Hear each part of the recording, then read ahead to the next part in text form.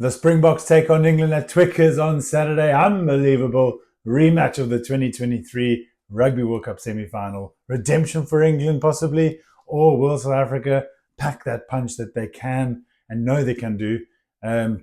Welcome back to the Rugby Oaks. My name is George, and I'm going to try and predict. Keyword here is predict Russie's match day 23.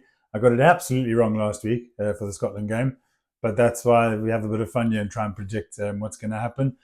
And if you haven't already, ladies and gentlemen, how about you give us a sub there, or subscribe, and a comment and a like. We enjoy the comments. I know I've mentioned this a number of times. We enjoy the comments. It keeps things entertaining and keeps the conversation going around the box, which we love. But yeah, let me give it a go. Here we go.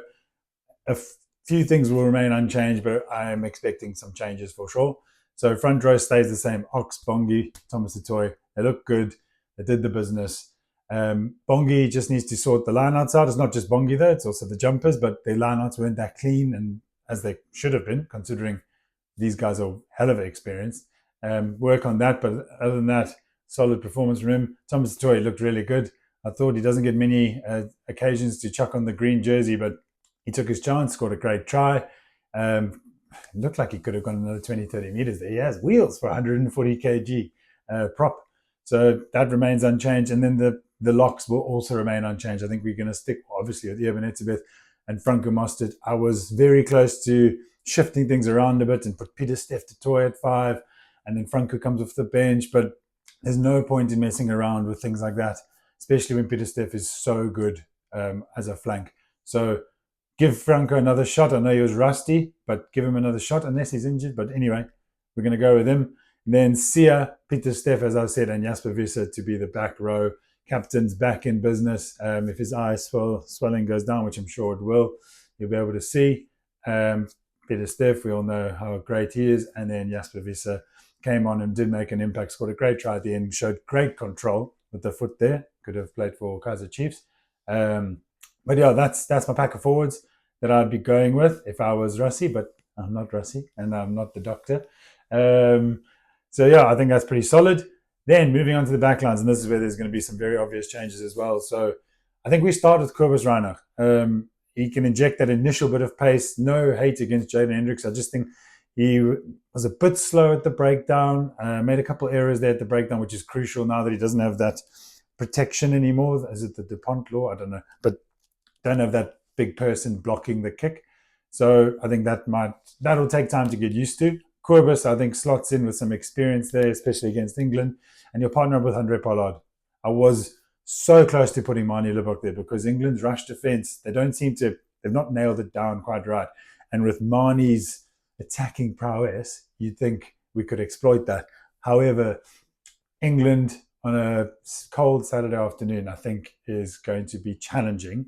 With the conditions, I haven't actually checked, but it's cold here. I live in the UK, so I know how cold it is.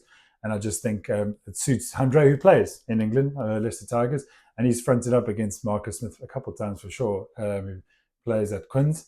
So yeah, that's the 9-10 pairing. Then we're going to go wings. Curtly Arendse, Cheslin Colby has to be the two Power Rangers. Best in the business. Well, Cheslin's definitely best in the business. Curtly's up there with some of the best in the world. Centre partnership. It's got to be Damon Dillon and Jesse Krill.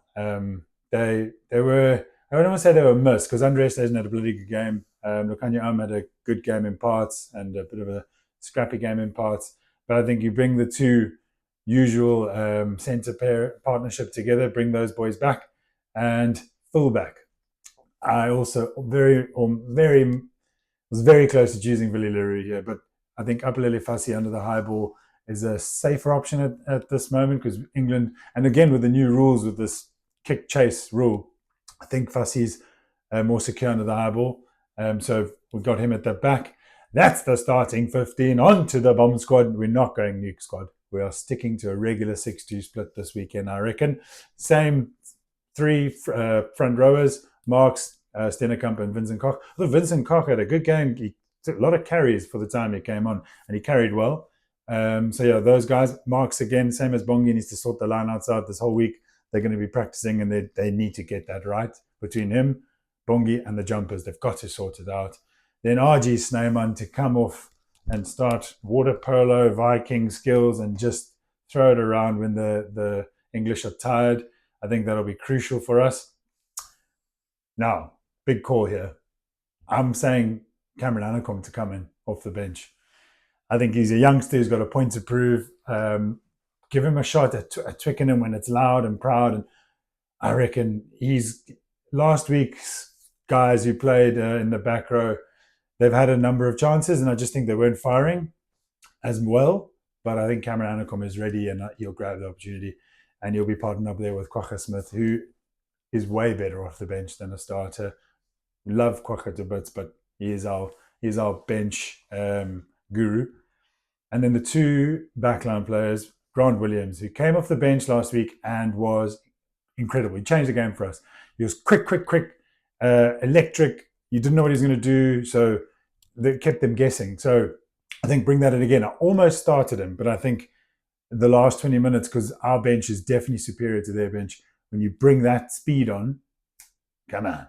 And then final player, almost put Marnie here, but I think we're going to go Villy. And I know that means we don't really have a out-and-out fly-half cover, but I just think Villy played very well on the weekend.